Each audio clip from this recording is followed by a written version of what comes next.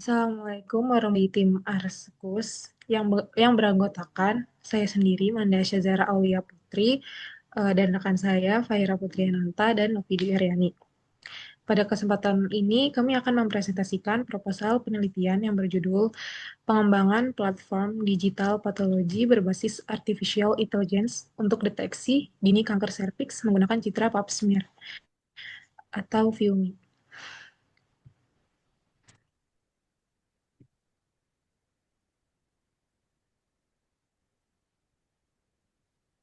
Sebelum masuk ke solusi, di sini adalah latar belakang. Saya akan menjelaskan terlebih dahulu latar belakang permasalahan yang menjadi dasar penelitian ini. Kanker serviks merupakan salah satu penyebab utama kematian pada perempuan, terutama di negara berkembang. Salah satu penyebab utamanya adalah keterlambatan diagnosis akibat kurangnya optimalnya deteksi dini. Metode yang umum digunakan saat ini adalah Pap smear yang sebenarnya efektif untuk mendeteksi perubahan sel sejak dini. Namun, proses analisisnya masih dilakukan secara manual. Permasalahan utama dari kondisi ini adalah pertama, proses pap smear manual membutuhkan waktu lama dan sangat bergantung pada keahlian dokter. Yang kedua, terdapat resiko subjektivitas yang tinggi serta keterbatasan tenaga ahli terutama di daerah terpencil. Yang ketiga, sistem AI yang sudah ada masih terpisah antara deteksi dan klasifikasi. Dan terakhir, belum adanya sistem end-to-end yang otomatis dari whole slide image sampai diagnosis. Hal ini diperkuat dengan beberapa fakta. Kanker serviks merupakan salah satu kanker terbanyak pada perempuan di Indonesia, sekitar 70% kasus terdeteksi pada stadium lanjut. Padahal hingga 85% kasus sebenarnya dapat dicegah jika terdeteksi lebih dini. Nah, oleh karena itu diperlukan sebuah solusi yang tidak hanya akurat, tetapi juga otomatis dan mudah digunakan oleh tenaga medis. Platform ini merupakan sistem digital patologi berbasis AI yang mampu melakukan analisis citra pap smear secara otomatis. Cara kerja sistem ini terdiri dari beberapa tahap. Yang pertama, object detection atau YOLO. Model YOLO digunakan untuk mendeteksi dan menemukan lokasi sel cervix langsung dari whole slide image secara otomatis. Yang kedua ada AI classification atau CNN, sel yang terdeteksi kemudian diklasifikasikan menjadi normal atau abnormal menggunakan CNN dengan teknik pre-processing constant padding untuk meningkatkan akurasi. Lalu ada platform web. Semua proses ini diintegrasikan ke dalam platform web yang user-friendly sehingga dapat digunakan oleh tenaga medis tanpa perlu keahlian AI. Selanjutnya ada laporan otomatis. Hasil analisis akan ditampilkan dalam bentuk laporan lengkap beserta visualisasi bounding box.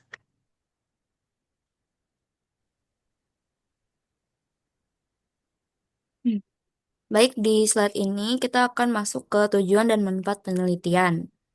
Untuk penelitian kami mempunyai tiga tujuan utama, yaitu yang pertama kami ingin membangun pipeline YOLO dan CNN yang terintegrasi untuk mendeteksi sekaligus mengklasifikasikan sel serviks abnormal langsung dari whole slide image, jadi prosesnya itu otomatis dari awal sampai akhir. Lalu untuk yang kedua, kami berfokus meningkatkan akurasi klasifikasi melalui teknik constant padding dan optimasi model.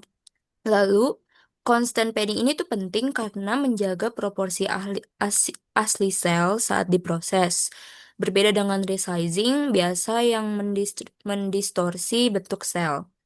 Lalu yang terakhir, seluruh pipeline itu kami integrasikan ke dalam platform web Fumi sehingga bisa langsung digunakan sehingga sistem digital patologi oleh ahli medis. Untuk yang manfaat tadi kita lanjutkan, film itu membantu mempercepat dan meningkatkan akurasi diagnosis kanker serviks. Bagi pasien, deteksi dini yang lebih cepat meningkatkan peluang kesembuhan secara signifikan. Bagi dua akademik, ini tuh terjadi kontribusi nyata, seperti di bidang AI untuk kesehatan, dan dari sisi teknologi, film itu bisa jadi fondasi pengembangan sistem digital patologi yang lebih canggih ke depannya. Next, man.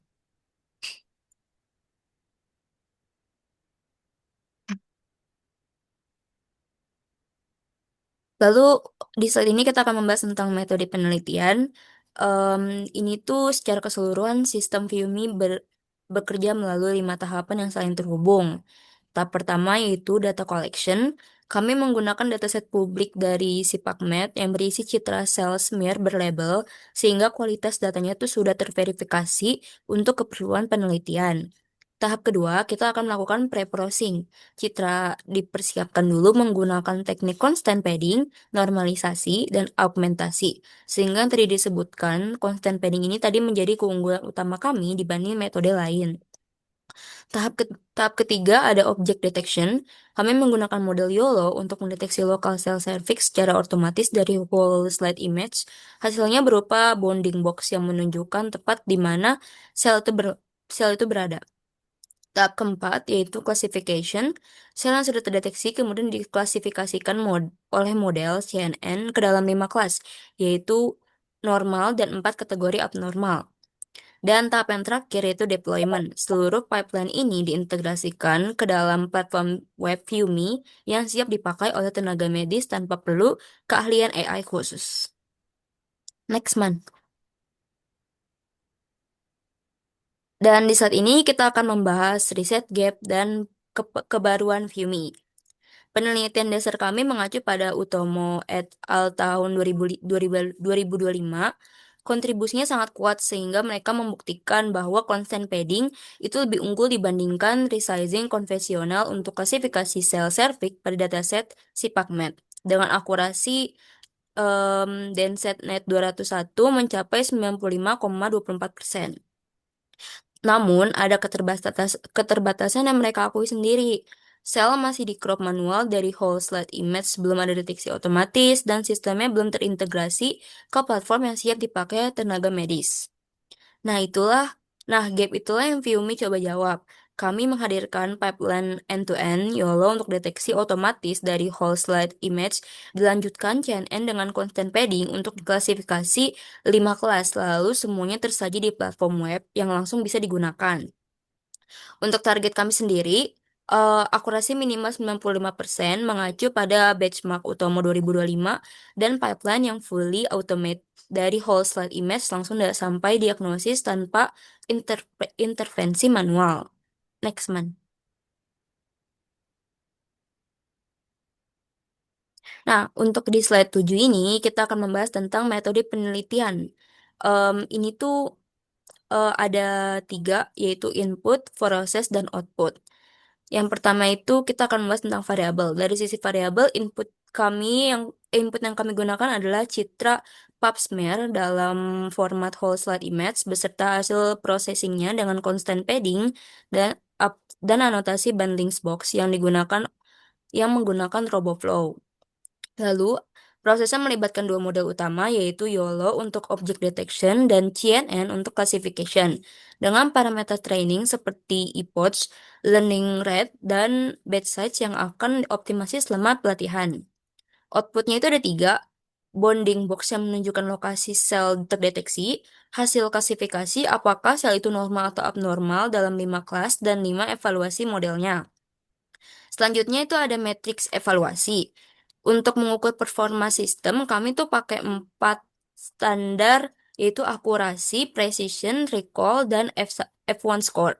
Keempat metrik ini tuh kami gunakan sekaligus karena masing-masing punya peran yang berbeda. Akurasi untuk gambaran umum, precision dan recall itu untuk memastikan model tidak hanya akurat, tapi juga andal mendeteksi sel abnormal. Dan yang terakhir yaitu F1 score, itu untuk sebagai keseimbangan.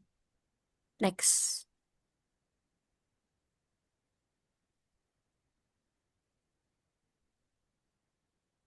Baik, pada bagian ini, saya akan menjelaskan teknologi yang kami gunakan dalam penelitian FIUMI. Penelitian ini menggunakan pendekatan artificial intelligence berbasis deep learning dengan pipeline end-to-end yang terdiri dari tiga komponen utama. Yang pertama, di sini ada AI dan machine learning. Kami menggunakan Python sebagai bahasa utama dengan framework TensorFlow dan PyTorch untuk pengembangan model. Model yang digunakan terdiri dari YOLO dan Object Detection, yaitu mendeteksi lokasi sel cervix pada citra dan CNN untuk melakukan klasifikasi apakah sel tersebut normal atau abnormal. Selain itu, kami juga menggunakan OpenCV dan NumPy untuk pengolahan citra. Yang kedua ini ada web dan deployment.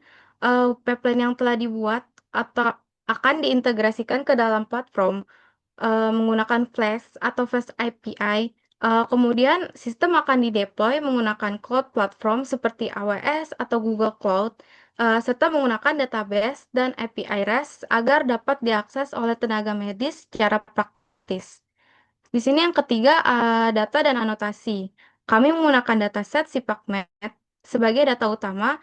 Proses anotasi dilakukan menggunakan RoboFlow untuk membuat bounding box pada sel. Kemudian kami akan menerapkan processing berupa constant padding dan data augmentation untuk meningkatkan performa model. Selanjutnya,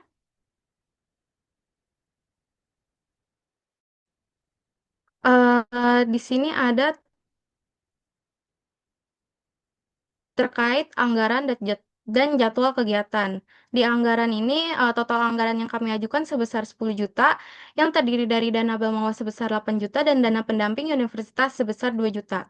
Sebagian besar anggaran yaitu kami gunakan untuk 82% itu untuk kebutuhan operasional seperti GPU Cloud, dataset, serta tools seperti RoboFlow atau OneBee. Hal ini juga karena penelitian berbasis AI sangat bergantung pada komputasi dan pengolahan data. Sedangkan sisanya ini ada sewa dan jasa kayak RoboFlow itu sekitar 15% dan lainnya itu termasuk komunikasi atau internet anggota tim sebesar 3%. Pada bagian jadwal ini, penelitian ini dirancang selama 4 bulan dengan alur yang sistematis. Pada bulan pertama, kami fokus pada studi literatur dan pengumpulan dataset. Kemudian bulan kedua, kami dilakukan processing data dan pengembangan awal model. Pada bulan ketiga ini, kami melakukan pelatihan lanjutan dan evaluasi model menggunakan metrik seperti akuransi, precision, recall, dan F1 score. Pada bulan keempat, dilakukan implementasi ke platform web, pengujian sistem, serta penyusunan laporan akhir. Oke, selanjutnya.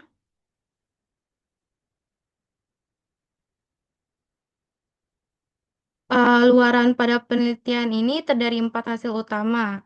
Pertama itu ada artikel ilmiah yang akan dipublikasikan pada jurnal nasional atau proceeding di bidang AI dan kesehatan.